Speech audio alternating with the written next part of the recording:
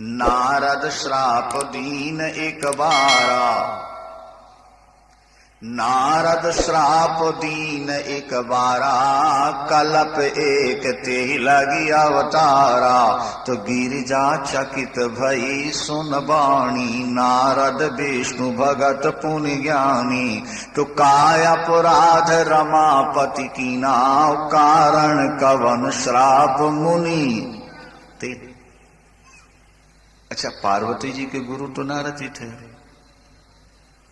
तो जब भगवान शंकर ने कहा प्रिय एक बार तुम्हारे गुरुजी ने श्राप दिया नारायण को, इसलिए अवतार लेना पड़ा, तो ना चौंक गई पार्वती जी, मेरे गुरु तो बड़े ज्ञानी और बड़े भगत हैं, उन्होंने ऐसा श्राप कैसे दे दिया? भगवान ने ऐसा कौन सा अपराध किया मेरे गुरुदेव ने श्राप दिया? ज्ञानी और भक्त होकर के बोले, हाँ पार्वती, दुनिया में ना कोई ज्ञानी है ना मूर्ख है, प्रभु जब जिसको जैसा चाहे 1 मिनट में बना सकते हैं। बोले बिहस महेश तब के ज्ञानी मूढ़ न कोय, और जेहि जस रघुपति करहि जब सो तस तेहि क्षण, उसी क्षण। प्रभु सुनाइए मेरे गुरुदेव को भगवान ने कैसे क्या बना दिया। सुनो पार्वती, ध्यान से सुनो, बड़ी सुंदर कथा है, शिक्षाप्रद है। देवर्षि नारद ने भगवान को श्राप कैसे दिया। भगवान शंकर कहते हैं, पार्वती एक बार देवर्षि नारद बीणा बजाते हरिगुणानुवाद गाते हिमालय पहुंचे। भगवती भागीरथी गंगा के किनारे किनारे जा रहे थे। एक बड़ी दिव्य गुफा दिखाई पड़ी उनको। गुफा के अंदर प्रवेश किया, बड़ी शांति, सामने भगवती गंगा की धारा प्रवाहित हो रही है और अंदर गुफा है। बड़ी सुंदर जगह, एकांत शांत। देवर्षि जी ने सोचा यहां बैठकर कुछ समय भगवान का ध्यान क्यों न किया जाए। एकांत शांत स्थान परमात्मा के चिंतन के लिए सर्वथा उपयुक्त है। उसी गुफा में बैठ के नारद जी ने समाधि लगाई। पार्वती जी ने कहा कि प्रभु उन्हें तो श्राप है, 2 घड़ी से ज्यादा कहीं बैठ नहीं सकते। बोले भजन करते समय श्राप खत्म हो जाता है। सुमिरत हरि ही श्राप गति बाधी, कि सहज विमल मन लागी समाधि। भगवान देवर्षि नारद की समाधि। जब कोई व्यक्ति भजन करता है तो देवराज इंद्र उसमें बाधा डालता है। समझ लीजिए, इंद्र को सबसे बड़ी चिंता अपनी कुर्सी की नहीं। बड़े लोगों को समाज की ज्यादा चिंता नहीं होती, इनको चिंता कुर्सी की होती है। ये बात समाज की जरूर करते हैं कि हम समाज के हित के लिए ऐसा कर रहे हैं, लेकिन अगर अंतरंग में देखा जाए तो वो अपनी कुर्सी बचाने के लिए ऐसा कर रहे होते हैं। ज्यादातर ये होता है। लोग कहते हैं साहब हमें सेवा का मौका दीजिए। हमने कहा बिना नेता बने भी तो आप सेवा कर सकते हैं। क्या ये तो केवल एक बात का ढंग होता है लोगों। क्या हुआ? देवर्षि नारद की तपस्या से इंद्र डर गया। उसने सोचा कहीं मेरी सिंहासन न छीन ले। तप कर, तप के लिए सबसे बड़ी बाधा है काम। तत्काल देवराज इंद्र ने कामदेव को बुलाया। उर्वशी, रंभा, मैना, मेनका, जो दिव्य दिव्य अप्सराएं हैं स्वर्ग में, उनको बुलाया। बसंत ऋतु को बुलाया और कहा कि जाओ देवर्षि नारद का तप भंग करो। तप के द्वारा वो मेरी सिंहासन न छीन ले, इसलिए उसका तप भंग करो। जो आज्ञा। कामदेव बसंत ऋतु और अप्सराओं को लेकर के गुफा के पास पहुंच गए। काम को बढ़ाने के साधन क्या है? तो बसंत ऋतु हो, वृक्षों में पुष्प लटक रहे हो, भौरे गूंज रहे हो और शीतल मंद सुगंध हवा चल रही हो और कोकिल कंठ से कोई सुंदर राग से गीत गा रहा हो और नृत्य चल रहा हो, तो ये काम रूपी आग को बढ़ाने के लिए हवा का काम करते हैं। गंगा की पावन धारा से कलकल की ध्वनि निकल रही है। वे रंभादिक जो अप्सराएं आई उनके कोयल कंठ थे। वृक्षों में पुष्प आ गए, फल आ गए, भौरे गूंजने लगे और उनके पैरों की नूपुर भी रुनझुन करने लगे और कोकिल कंठ से वो गीत गाते हैं।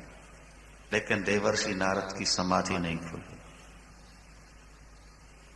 तब कामदेव ने अपने धनुष पर बाण रखा और चला। लेकिन संयोग की बात सुनिए जरा। कामदेव का बाण देवर्षि के पास तक तो पहुंचा, लेकिन छू नहीं सका, वापस लौट आया। क्यों? इसलिए कि नारद जहां ध्यान लगाए बैठे थे उसके चारों ओर भगवान नारायण का सुदर्शन चक्र घूम रहा था। बाण वहां तक जाता है और समीप जाके वापस आ।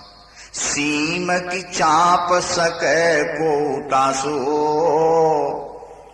अरे सीम की चाप सके को तासो के बड़ रखवार रमापति जासो। ईश्वर जिसकी रक्षा करता हो उसकी सीमा को भी कोई नहीं दबा सकता है। जो परमात्मा का निष्कपट भाव से भजन करते हैं, परमात्मा चारों ओर से उनकी रक्षा करते हैं। यहां काम से रक्षा जो हुई वो नारायण जी के द्वारा, लेकिन नारद को ऐसा लगा कि ये मेरी शक्ति है कि मैंने काम को पराजित कर दिया।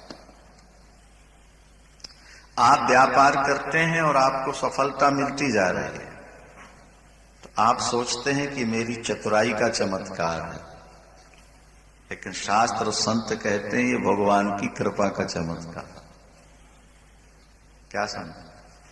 आपकी तरह दूसरे लोग भी व्यापार कर रहे हैं, लेकिन वो पूंजी गंवा करके बैठे हुए। आप सफल हो रहे हो तो ये आपके ऊपर भगवान की कृपा है। लेकिन होता यही है कि जीव भगवान की कृपा को देख नहीं पाता। अच्छा, आपके घर में आता हुआ पावर दिखाई देता है क्या? ये बताओ। लेकिन ये मरकरी, ट्यूबलाइट और ये पंखे और माइक किसके द्वारा चल रहे हैं? पावर के द्वारा। पावर स्वयं में दिखाई नहीं देता, लेकिन जितने कल कारखाने हैं वे सब पावर से ही चलते हैं। इसी तरह परमात्मा की कृपा दिखाई भले न दे, लेकिन जीवन में जो सफलताएं मिल रही हैं वो परमात्मा की कृपा से ही होती है। जीव में कमजोरी है कि जब असफल होता है तो कहता है कि उसकी इच्छा थी, और सफल हो जाए मैंने देखो कैसी जुक्ति से काम किया, सफल हो गया। देवर्षि नारद काम पर विजय पाते हैं। कामदेव आके चरणों में गिर गया। देवर्षि नारद ने उस पर क्रोध नहीं किया, बल्कि उसको संतुष्ट करके आशीर्वाद देकर भेज दिया। काम पर तो विजय पाते हैं, लेकिन अभिमान से पराजित हो जाते हैं। ये बात आप समझ सकते। काम को जीता, ये अभिमान मन में आ गया। तब नारद गावने शिव पाही, अब भजन छूट गया।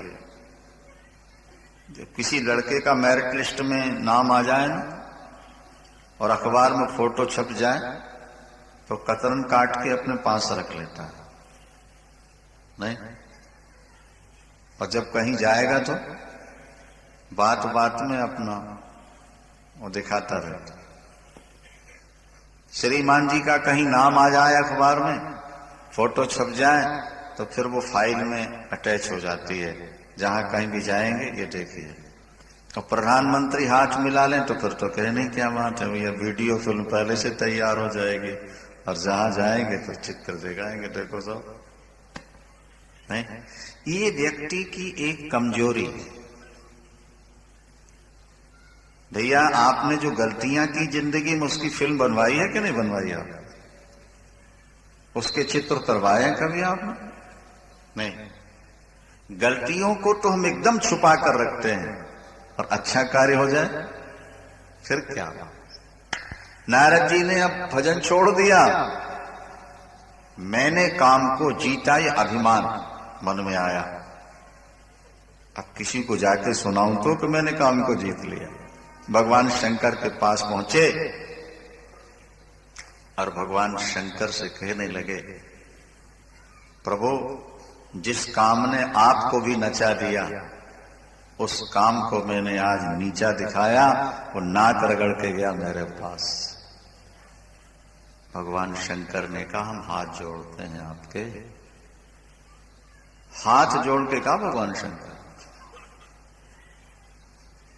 मैं हाथ जोड़कर निवेदन कर रहा हूं देवर्षि जी, ये जो कथा आपने मुझे सुनाई है ना, नारायण जी को कभी मत सुना देना। अगर ये सफलता मिली है तो ये आपके पुरुषार्थ से नहीं मिली, ये तो उनकी कृपा से मिली। क्योंकि काम तो इतना भयानक है कि जिसने मुझको नचा दिया, तुम्हारे पिता ब्रह्मा को नचा दिया, उस पर विजय पाना ये तुम्हारे पुरुषार्थ की बात नहीं थी। लेकिन नारद जी की ये बात जची नहीं कि देखो सफलता हम पाएं और श्रेय उसको दे दिया जाए। चलो पिताजी के यहां चलते हैं। पिताजी के पास पहुंचे और जब सुनाया तो पिताजी ने भी यही बात कही, भगवान शंकर की दोहरा दी कि देखो बेटा, वहां मत कह देना, बाकी कहीं कुछ कहते रहो, ठीक है।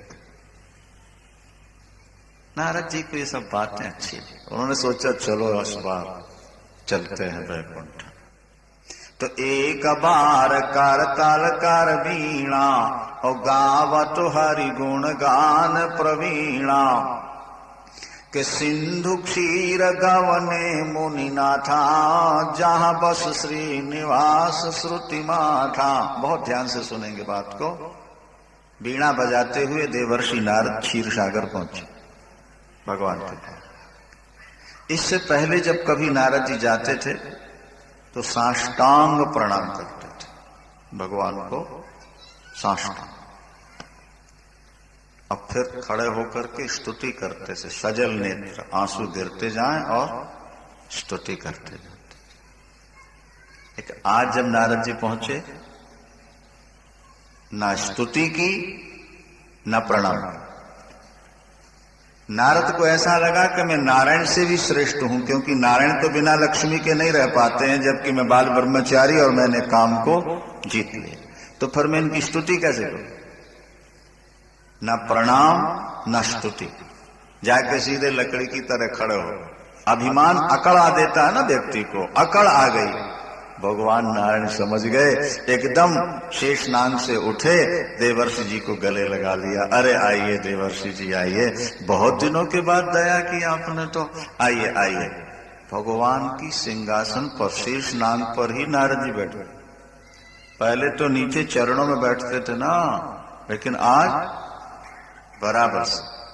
हारसी मिले उठी रामानिकेता, हारसी मिले उठी रामानिकेता, और बैठे आसन ऋषि समेत। भगवान स्वयं मिले, बगल में लाकर बैठे। भगवान तो समझ रहे थे, बहुत दिनों के बाद दया हुई देवर्षि जी, कहां रहे आप इतने दिनों तक? बेतार के तार हो आप तो, हमारे वायरलेस हो, सारी दुनिया का समाचार मिलता रहता है, नहीं? लेकिन बहुत दिनों से आप गायब थे। क्या बताएं नारायण जी, इस काम ने दुनिया को बड़ा परेशान किया। कितने लोग भजन करना चाहते हैं, लेकिन ये बीच में ऐसा अड़ंगा डालता है कि लोगों का मन आप तक पहुंच ही नहीं पाता। तो मैंने सोचा कि अब एक बार इससे भी दो दो हाथ हो जाए। तो क्या हुआ? बोले मैं बैठ गया गंगा किनारे समाधि लगा के। इसके बाद कामदेव आ गया, आपके पास कामदेव पहुंच गया। बड़ा दुर्धर्ष है, बड़ा भयानक है काम तो। बोले अरे नारायण जी, हमारा क्या बिगाड़े? क्या किया उसने? बाण चलाए, फिर कोई असर नहीं हुआ। नारायण जी आप उस समय वहां होते तो देखते, वो नाक रगड़ के गया मेरे चरणों में। अरे भगवान ने कहा देवर्षि जी आप तो बाल ब्रह्मचारी हो, काम आपका क्या बिगाड़ेगा, जो आपका स्मरण कर ले उसका भी काम खत्म हो जाएगा। आप जैसे लोगों को काम थोड़ा परेशान कर सके, तो गृहस्थों को तंगाया करता है। नारद जी बोले अच्छा नारद जी अब चलेंगे, बोलो सियावर। क्योंकि आज नारद जी दर्शन करने तो आए नहीं थे, वो तो अपना सर्टिफिकेट दिखाने आए थे, सो दिखा दिया और बोले चलेंगे। भगवान ने कहा अच्छी बात, दर्शन देते रहिएगा। बोले हाँ हाँ जरूर आएंगे। कोई स्तुति नहीं, प्रार्थना नहीं, नम्रता नहीं, चल। भगवान ने सोचा अभिमान रूपी वृक्ष अभी अभी अंकुरित हुआ है बीज। वृक्ष छोटा हो तो जल्दी उखड़ जाए और बड़ा हो जाए कठिनाई होगी। अभी अभी गर्भ का अंकुर अंकुरित हुआ है, अभी उखाड़ दो तो ठीक है।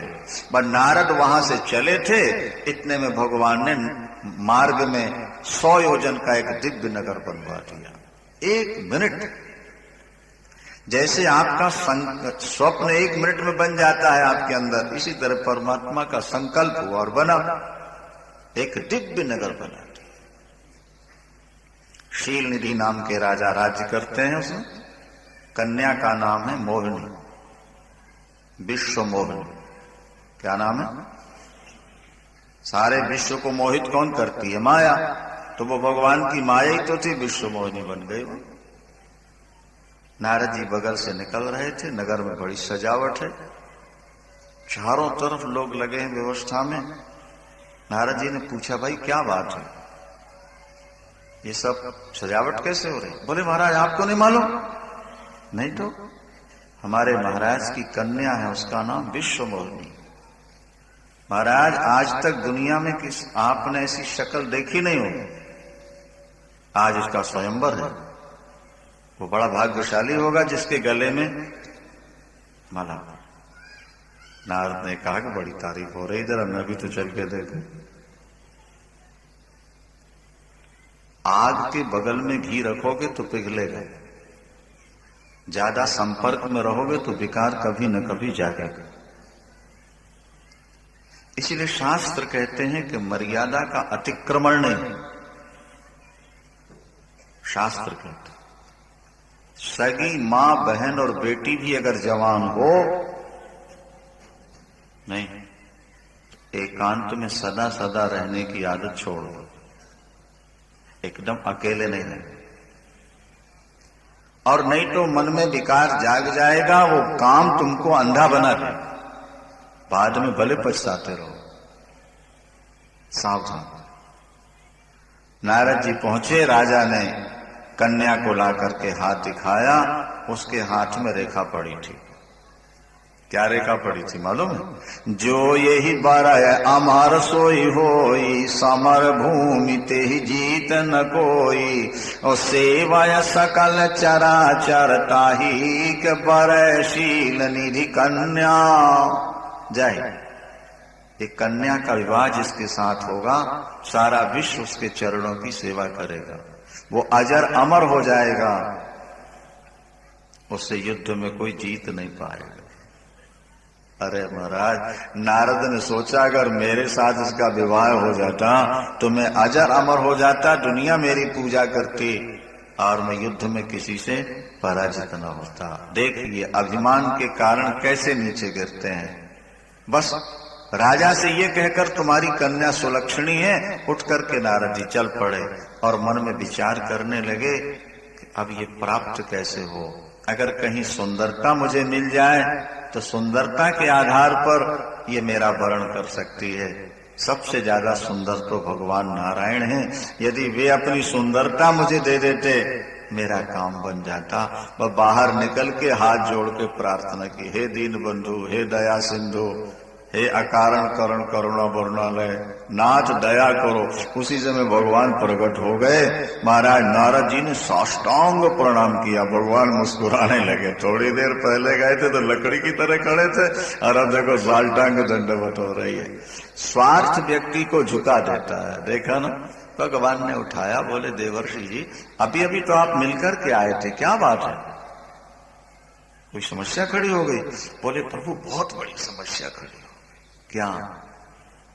बोले अब विस्तार से नहीं बताऊंगा, नहीं तो टाइम ज्यादा लग जाएगा, बस इतनी कृपा करो अपनी सुंदरता मेरे को दे दो।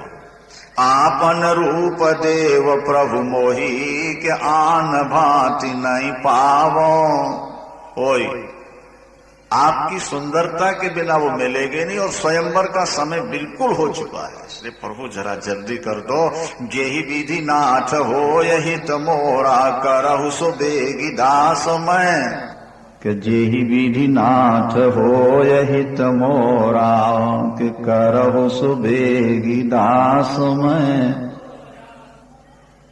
इसको भगवान ने पकड़ लिया और बोले नारद जी हित नहीं, जिसमें तुम्हारा परम हित होगा हम वही करेंगे, चिंता नहीं करो।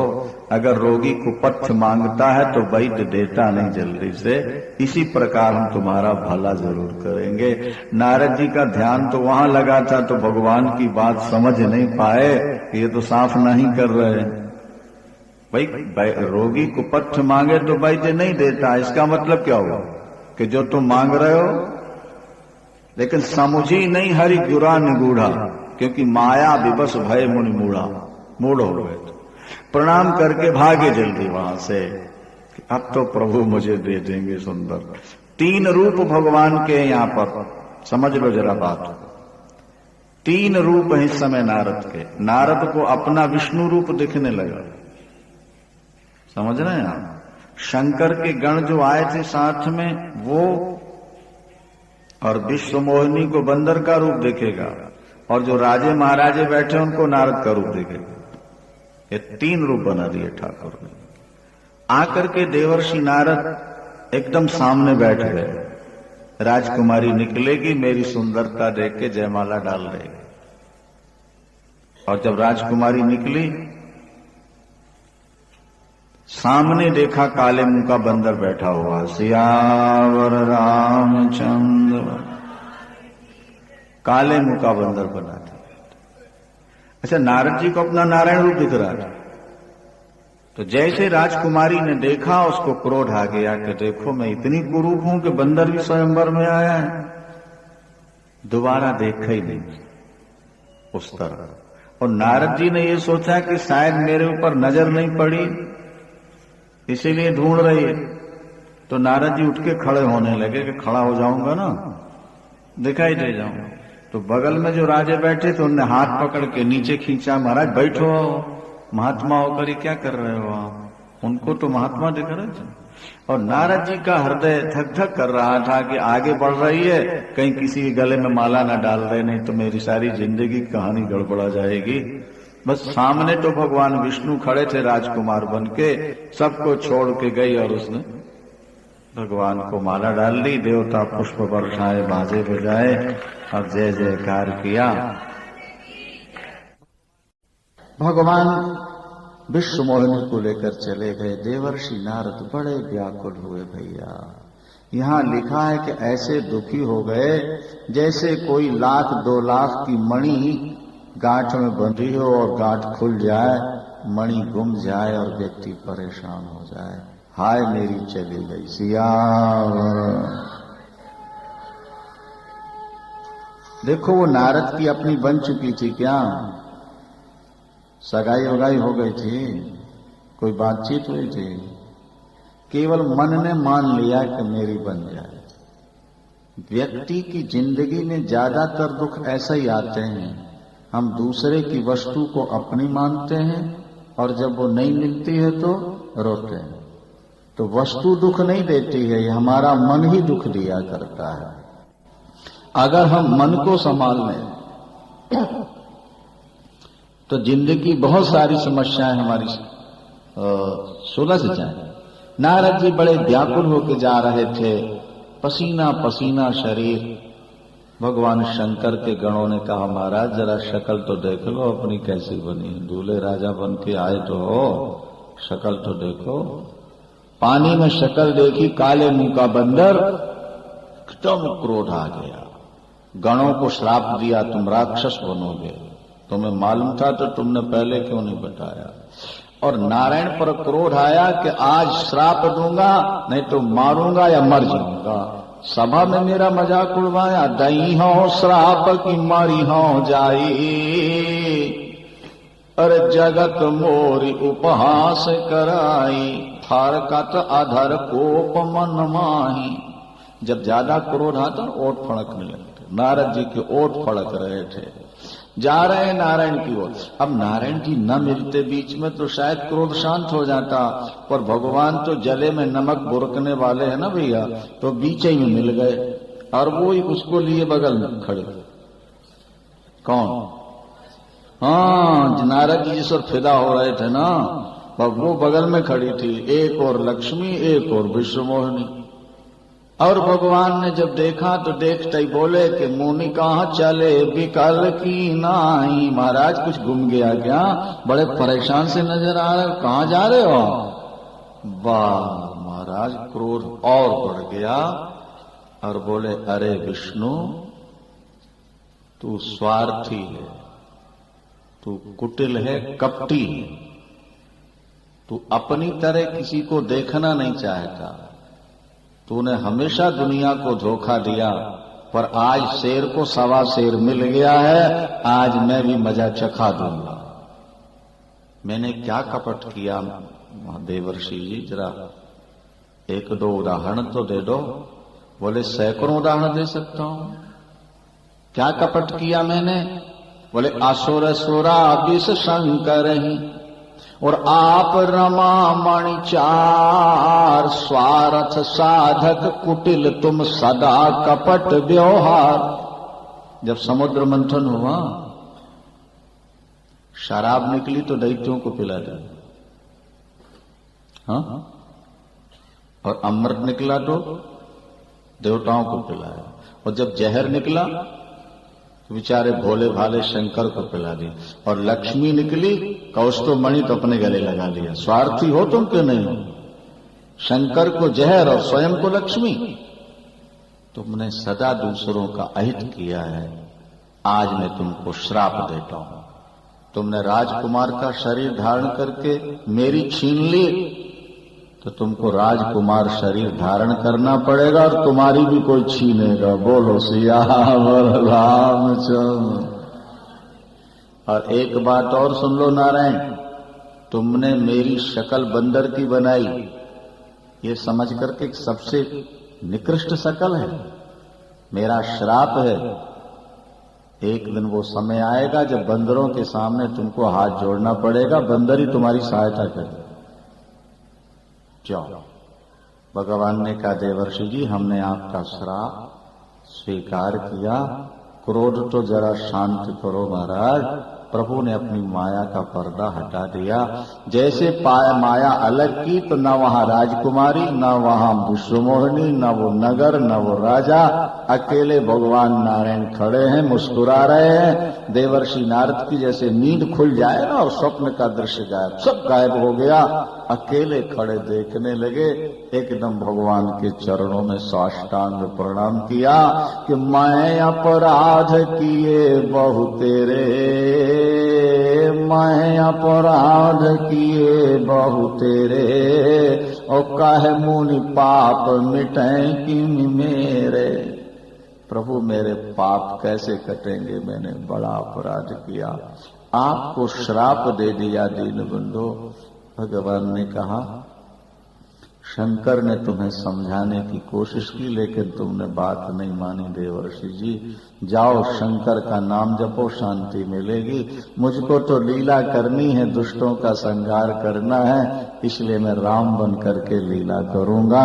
वही नारद का श्राप भगवान को रामावतार के लिए मजबूर करता है, और प्रभु रावण का वध करते हैं, कुंभकर्ण का। आगे स्वयंभू मनुष्य रूपा और प्रताप भावन की कथा कहकर भगवान राम के अवतार का प्रसंग है।